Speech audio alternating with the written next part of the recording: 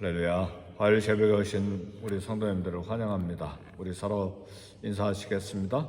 반갑습니다.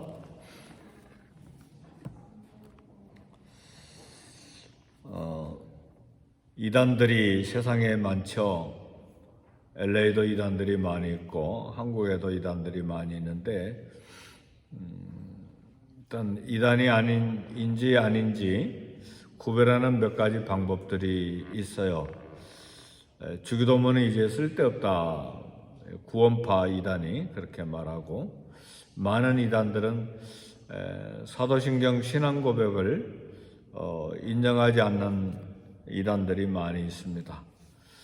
그리고 또 이단을 구분하는 방법은 언제 몇 월 며칠 날 예수님이 재림하신다. 이건 반드시 이단입니다. 분명히 이단이고, 그리고 이제 이단인 걸 알 수 있는 또 다른 방법이 있는데, 예수님은 완전한 하나님이고 인간은 아니다. 완전히 이단입니다.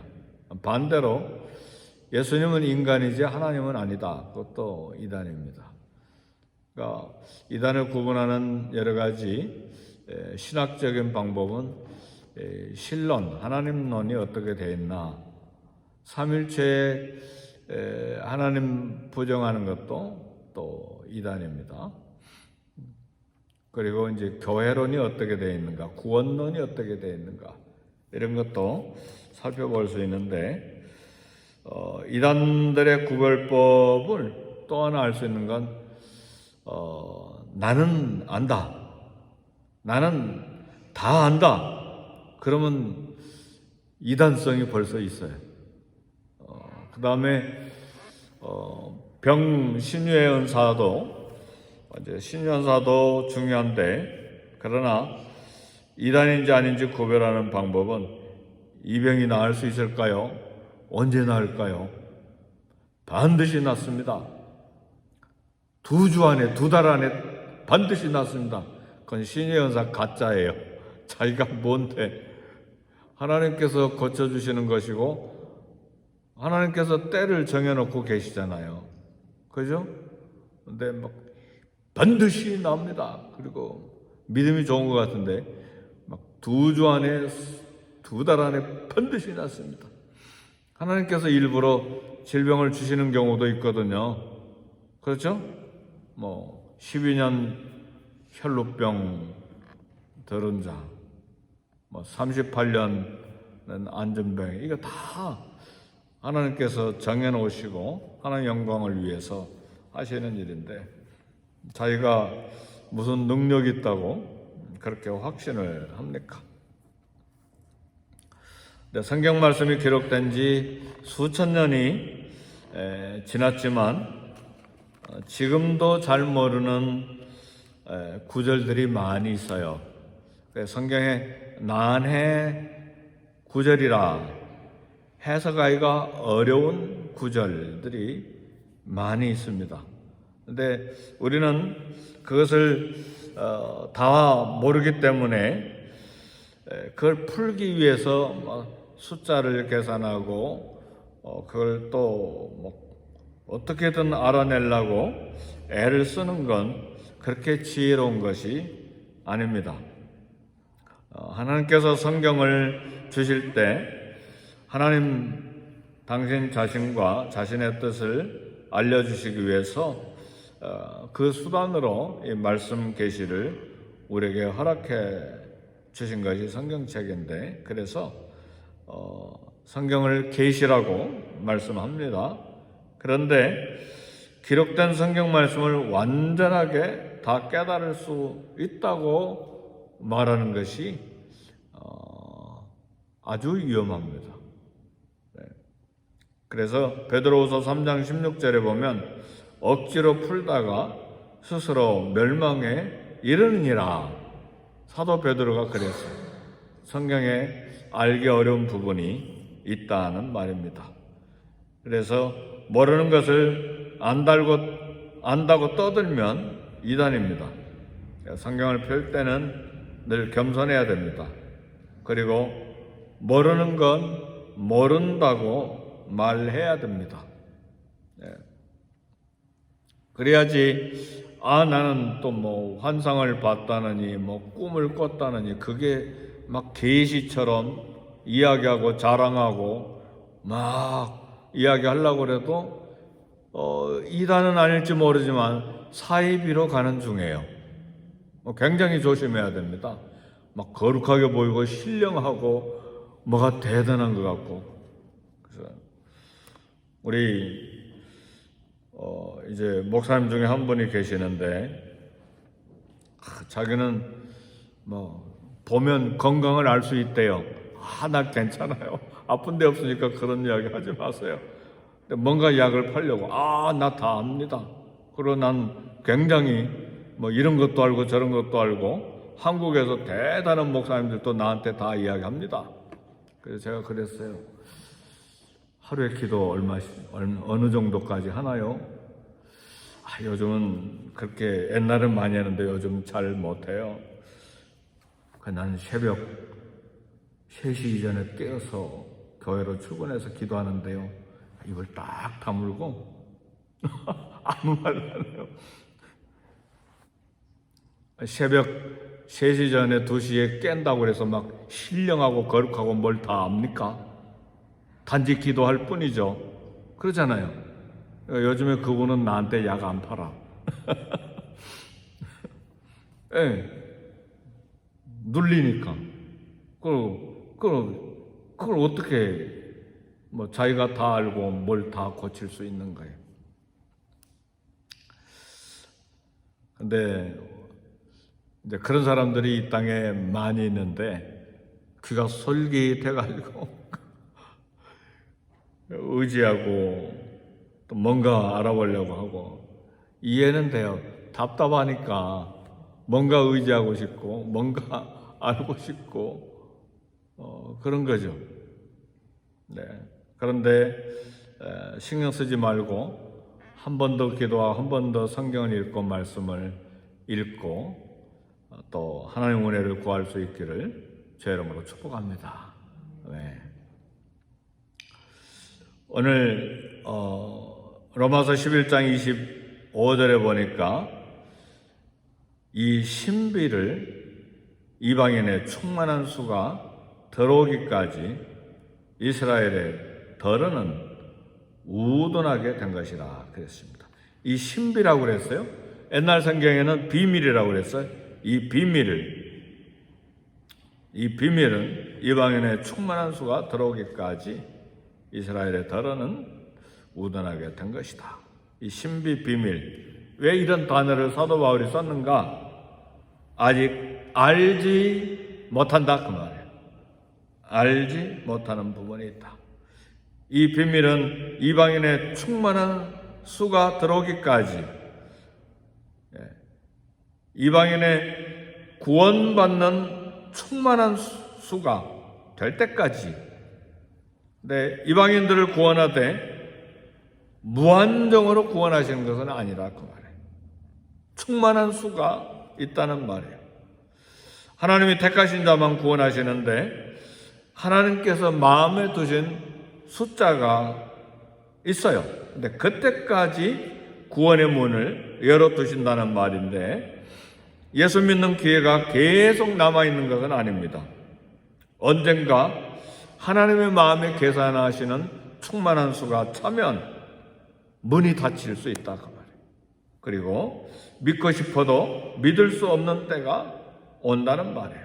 하나님께서 이방인 중에서 구원하시기로 작정한 그 숫자, 정원 숫자가 있는데 그때까지 이스라엘은 믿지 아니할 것이고, 그리고 이방인의 믿는 기회가 지금 열려 있다는 말인데, 그런데 이방인의 충만한 수가 언제까지 충만해질 건가? 우리는 몰라요. 비밀이에요. 신비예요. 그리고 그 충만한 숫자가 몇 명인지 우리는 몰라요. 비밀이에요. 신비예요. 근데 그걸 알기 위해서 막 이야기하는 사람들이 있는데, 그래서 14만 4천 명만 구원받는다고 막 떠들어대는 사람들이 있잖아요. 막 신천지라든지 뭐 여호와증이라든지 막 이런데 다 이단들이에요. 다 이단들. 우리는 모릅니다. 하나님의 마음에만 있는 숫자이고 또 하나님께서 아시는 때까지 하나님만 아시는 신비요 비밀입니다. 그래서 바울도 이 신비, 이 비밀이라고 이야기합니다. 근데 그때 로마서 11장 26절에 보면 그리하여 온 이스라엘이 구원을 얻으리라. 근데 온 이스라엘이 구원을 얻는다고 그랬는데 온 이스라엘이 누구인가? 이것도 잘 몰라요. 성경학자들 이것 해석을 한 8가지로 이야기하는데 몰라요. 이스라엘 혈통을 따지지 아니하고 이제 예수님 믿는 사람들을 이스라엘이라 말하고 뭐 유대인, 이방인, 뭐 여러 나라 사람들, 이 모든 믿는 사람들 다 이스라엘이라고 말하는가? 그렇게 해석하는 사람도 있는데 정확하지가 않아요. 그럼 온 이스라엘은 이스라엘 민족 가운데 예수 믿고 돌아온 남은 자 모든 숫자를 다 온 이스라엘이라고 하는가? 남은 자 구원받은 모든 사람을 이스라엘이라고 하는가? 그것도 몰라요. 근데 이제 많은 사람들이 온 이스라엘은 전 이스라엘 민족, 국가적인 이스라엘 전 민족이 구원을 얻으리라. 그러면 지금까지 안 믿은 이스라엘 백성들은 다 멸망하고 그때 온 국가적으로 이스라엘들이 다 믿게 되면 그때 사람들만 구원받으면 하나님 불공평하잖아요. 그 전에 믿지 않고 죽은 이스라엘 사람들은 다 버림받은 거예요. 그것도 이상하잖아요. 그러니까 이것도 우리 잘 몰라요. 성경은 풀 수 있는 것이 있고 풀지 못하는 것들이 있어요. 우리는 다 신비예요. 근데 어떤 분들은 온 이스라엘을 모든 하나도 빠지지 아니한 이스라엘 모든 사람이다 라기보다는 많은 이스라엘, 대부분의 이스라엘일 것이다 그렇게 해석하는 사람도 있어요. 근데 우리는 그것도 잘 몰라요. 하나님만 아세요. 그러나 언젠가 온 이스라엘이 구원을 얻으리라 그랬으니까 남은 자일 수도 있고 또 예수님을 믿는 모든 사람을 말할 수도 있고 대부분의 이스라엘 수도 있고 다 가능성들이 있는데 다 단점들이 있어요. 그러니까 우리는 잘 모른다 그 말이에요. 그러나 언젠가 이스라엘도 이제는 기독교 국가가 되었구나 그럴 때가 올 수 있으리라 그렇게 생각하는 거예요. 지금은 이스라엘에 약 800만 명이 사는데 전 세계는 2천만 명이지만 자료를 살펴보니까 캐톨릭, 개신교 모든 사이비까지 다 포함해서 한 15만 명 정도가 믿어요. 그건 구교, 신교, 이 기독교 유사 이단들 다 포함해서 근데 개신교는 한 13,000명 정도.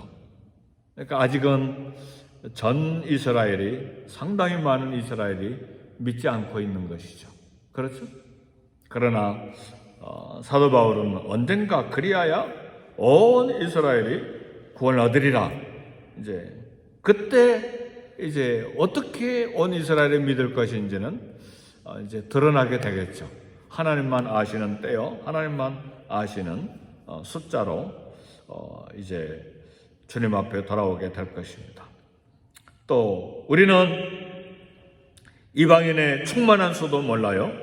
그러니까 이스라엘이 개인적으로 돌아올지 국가적으로 돌아올지도 모르는 비밀입니다. 그러나 오늘 이 아침에 사도 바울은요, 이걸 다 모르고 이게 다 신비고 이 신비한 이방인의 수가 들어오기까지, 이 신비는 이방인의 수가 들어오기까지 이스라엘에 따르는 우둔하게 될 것이다. 그리하여 온 이스라엘이 구원을 받으리라. 이거 우리는 잘 모르는데, 그러나 사도 바울은 이제 바로 찬양하기 시작합니다. 이 로마서 11장 마지막에 말씀 보면 36절 우리 다 같이 함께 읽어봅시다. 시작. 이는 만물이 주에게서 나오고 주로 말미암고 주에게로 돌아갑니다. 그에게 영광이 세세에 있을지어다. 아멘. 우리 성경 다 해석 못한다고 부끄러울 필요도 없어요. 이스라엘 구원은 비밀로 남아있기 때문에. 그러나 바울은 하나님 찬양합니다. 그에게 영광이 그에게 세세 있으리로다. 바울조차도 이 비밀로 남아있는 거 다 알지 못하지만 하나님께 찬양하고 하나님께 영광을 돌리는 찬양을 지금 하고 있습니다. 하나님 만물의 창조주여 보존하시는 분이요 만물의 목적이기 때문에 소리 높여 하나님을 찬양하고 있는 거예요. 하나님의 지혜, 지식은 부유하고 그 부여의 깊이 아무도 몰라요. 신비해요. 비밀해요. 그러나 다 몰라도 근심할 필요가 없고 걱정할 필요가 없고 하나님이 나를 구원해 주셨다는 사실, 예수 그리스도를 보내주셔서 내가 예수님을 믿도록 성령께서 도우시고 믿음의 확신을 주시고 구원의 확신을 주신 이 사실 때문에 하나님 앞에 찬양하는 거예요. 저도 신학교 다닌 것만 13년 했잖아요. 근데 모르는 게 너무 많아요. 그리고 설교를 하는데 몰라서 턱 걸리는 게 너무 많아. 옛날에는 몰랐는데 요즘에는 모르는 게 더 많아졌어요. 함부로 설교해서는 안 될 것들이 더 많아졌다는 말이에요. 왜 그런가요? 모른다는 걸 알기 시작한 거예요. 그래서요, 이제 이 복음서 설교는 좀 쉬울까? 어려워, 너무 어려워. 아니, 선지서는 쉬울까? 너무 어려워요. 로마서 설교하면 너무너무 기쁘겠다. 그리고 로마서 설교하기 시작하는데 모르는 게 너무 많은 거예요. 그래서 신학교는 20년, 신학교 13년 공부하고 지금 목사 된 지가 이제 30수년이 지났는데도, 설교한 지가 오래됐는데도 모르는 게 너무 많아요. 네, 우리 예장 합동 측에 박희천 목사님이라고 내수동교회 목사님이 계세요. 그분 제자들이 우리 교단에 큰 목회 대형 교회를 하는 그 제자들이 하는 목사님들이 많아요. 사랑의 교회라든지 또 삼일교회라든지 굉장히 많은데, 이분이 성경을 하루에 4시간 이상씩 읽으세요. 헬라어로도 읽고 히브리어로도 읽고 우리말로도 읽고, 지금 96세인가 7세인가 되신데도 지금도 성경을 하루에 4시간, 이제는 은퇴하셨기 때문에 하루에 7시간도 읽으신대요. 그래서 평생 성경을 연구하시는데, 이분이 제가 신학교에 들어가니까 이제 설교학을 강의하시는데, 큰 칠판에 백목으로 산을 칠판 다 채우도록 큰 산을 하나 그려놓고 산 그 밑에다가 백목으로 점을 하나 딱 찍고 나서 하는 말이, 내가 헬라어, 히브리어, 우리말로 성경을 매일 4시간 이상씩 읽고 있습니다. 그렇게 하기를 10수년이 지났는데 아직도 성경은 이렇게 큰데 내가 아는 건 이 산 끝에 점 하나도 모자랍니다. 하나님의 계시의 말씀, 하나님의 신비의 말씀, 우리가 아는 것만큼만 이해하면 돼요. 그렇죠? 그래서 장로교 교리에 기초를 놓은 켈빈 선생님도 성경이 가는 데까지만 가고 멈춘 데서 멈춰라. 네, 그런 이야기를 하는 거예요. 그러나 우리는 하나님을 찬양해야 합니다. 왜요? 오늘 우리에게 이 로마서를 주시고 구원의 도리를 깨닫게 하시고 우리가 구원받는 그것조차도 신비한 일이에요. 어떻게 세상에 수많은 사람들을 안 믿는데 나는 믿게 되었는지, 그 믿음조차도 내게 아니잖아요. 우리 지금 로마서 11장까지 말씀 들어오는 중에 하나님께서 창세전에 우리를 미리 아셨고, 어떻게 아셨을까? 창세전에 내가 존재했을까? 그것도 우리는 비밀에 속한 거예요. 몇십 년 전에 태어났지 그때 내가 있었을까? 그 어떻게 나를 아셨을까?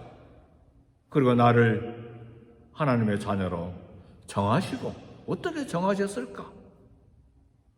어느 순간에 나를 부르셨을까? 그리고 나를 의롭다고 하시고 나를 영화롭게 하셨다고, 이미 영화롭게 하셨다는데 그것은 무슨 말씀일까? 우리는 모르는 게 너무너무 많아요. 그러나 중요한 건 내가 오늘 지금 예수 그리스도를 나의 구원의 주로 믿고 있다는 사실이에요. 아멘, 할렐루야. 그래서 찬양하는 거예요. 몰라도 찬양해요. 할렐루야. 나를 구원해 주신 것 찬양하고. 그렇죠. 그리고 이 예수님을 이제 주 예수를 믿어라. 그리하면 너와 내 집이 구원을 얻으리라. 이 복음을 증거하는 믿음을 주셔서 또한 감사한 것이죠. 네, 그래서 오늘 어느 순간에든 저와 여러분을 창세전에 미리 아시고 하나님의 자녀로 정해주시고, 그리고 우리를 하나님의 자녀로 부르시고, 그 다음에 예수 그리스도의 피로 의롭다 하시고 용서하신 거예요. 그리고 하늘에 우리를 앉히셨다고 사도 바울은 또 에베소서에서 이야기하는데, 그 말씀이 무슨 뜻인지 잘 몰라도 오늘 예수님을 믿고 구원받은 사실에 대하여 감사하고 찬송하고, 어느 순간 어느 어려움을 만났든지 간에, 그렇기 때문에 하나님을 사랑하는 자 곧 그 뜻대로 부르심을 입은 자들에게는 모든 것이 합력해서 선을 이루느니라. 아멘. 좋은 일이든 안 좋은 일이든 성공이든 실패든 어떤 일이든 하나님이 신비한 섭리 가운데 선이 되도록, 합력해서 선이 되도록 하시는 하나님이기 때문에 우리가 감사하고 범사에 감사하는 것이죠. 그리고 기뻐하고 찬양하고 하나님께 영광 돌리는 저와 여러분이 되시기를 주의 이름으로 축복합니다. 아멘. 함께 기도하겠습니다. 이스라엘에 대해서 길게 사도 바울이 이야기한 것은 유대인 자기 민족인 이스라엘이 구원받기를 원하는 간절한 소원 때문에 또 이 말씀을 길게 했는데, 오늘 이스라엘을 위해서 또 그들도 구원받도록 함께 기도하고, 교회를 위해서 기도하고, 가정과 개인과 직장과 일터를 위해서 우리 함께 기도하십시다.